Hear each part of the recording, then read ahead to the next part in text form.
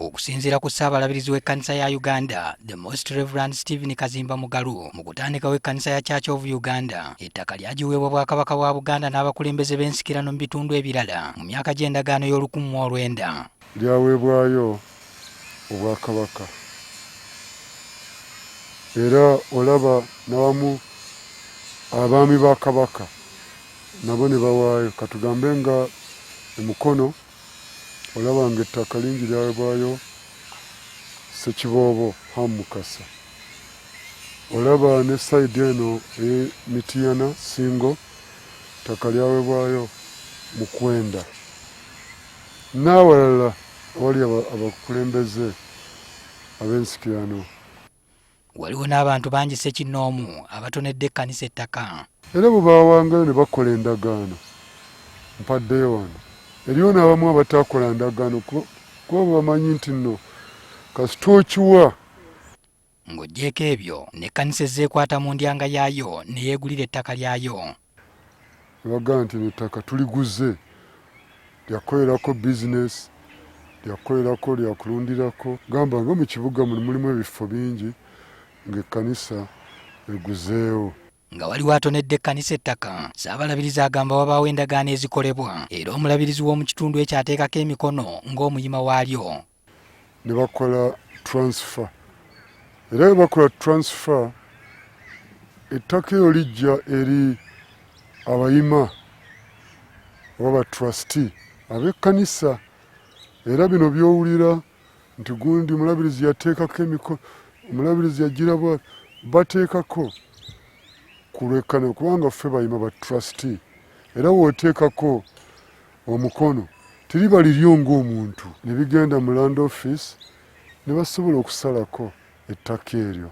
Ebyapa ebimaze okuddizibwa mu mannya g'ekkanisa na byatubuulidde enkuuma yaabyo. Ebyapa ebyo we bijja bikuumibwa ku bussaabalabirizi. Ku bussaabalabirizi ate tebikuumirwa wennyini, waliwo bannamateeka abakuuma ebyapa ebyo ng'enteekateeka bw'eri.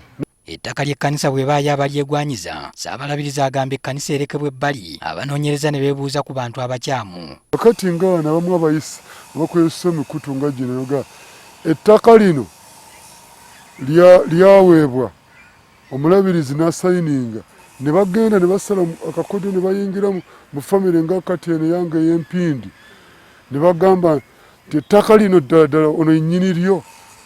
Mu kifo ky'okujja eri ekkanisa bayite eno nga n'ekkanisa temanyi, ne bagenda eri famire. Kati abafamire bayinza okugamba nti ng'eyo tetulimanyi. Bw'atuuse ku ky'omundeeba akiyise kuggwaamu nsa ekituusa abantu okwefuulira ekkanisa. N'omulugube oguli mu bantu ennaku zino gwe guleetera omwana oba omuzzukulu okunonooza naga nti naye ettaka eryo lyali lyani, jjajja yaliwa. Era bafuba okulaba nga banoonyawo akawaatwa konna nga bakozesa bannamateeka. Ate ennaku zino ng'embeera bw'eri, omuntu alina ssente y'alina amateeka agasinga okuba aga waggulu. Ssaabalabirizi agamba ekyomundeeba si kipya eri ekkanisa. Kubanga era wadde njogera bino waliwo ettaka erimu mu bitundu ebimu nga teryakubibwa. Oba oli nga baawaayo buwi kibanja baga ffe tuwaddeyo batukole endagaano. Ono awanjagidde buli kkanisa gy'eri yeeyaze erabe bw'eyimiridde kuba ensi eweddemu okuswala. Kubanga ettaka erimu liri ku liizi babe nga bakebera. Liizi zikyaliko.